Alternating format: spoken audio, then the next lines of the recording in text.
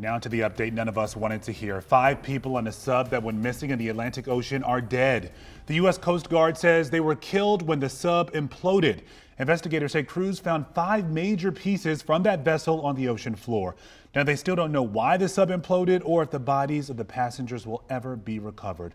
But the sub was on its way to tour the wreckage of the Titanic when it went missing on Sunday. Tonight, our Katie Lusso spoke to a Maryland man who knew one of the passengers. Katie. Yeah, the man I spoke to, Lorenzo, he is from Calvert County. He is an explorer himself. In fact, he was part of the crew that first discovered the Titanic wreckage in 1985. He is also a friend of one of the men who was on board that submersive.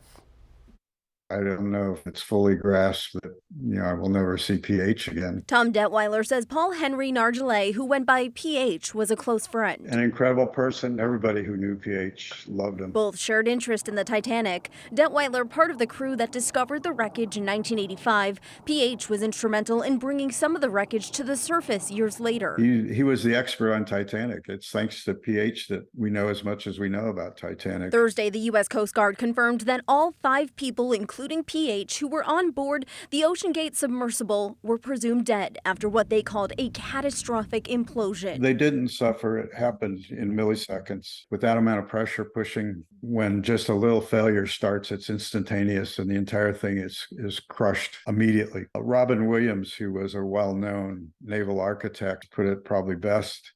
Looking at the Israeli submarine Dakar, he said, for the crew, it was like somebody switched off a light switch. And that's what it was. Before they could realize what was happening, it probably failed. Going to this kind of depth is literally almost like going out of space. Robert Weiss is a coastal hazards expert at Virginia Tech. He says recovery of anything will be very difficult. We're talking about a very large area, and finding things might be difficult because of the water, the movement of the water. Things might be spread more. As for Detweiler, he says the loss of these 5 people is a tragedy, not only for their family and friends, but the world. The industry has definitely suffered a loss.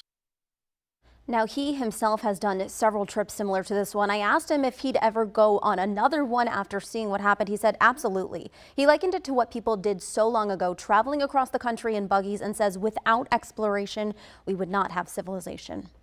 Yeah, we were all hoping for a different outcome this time around. Katie, thank you.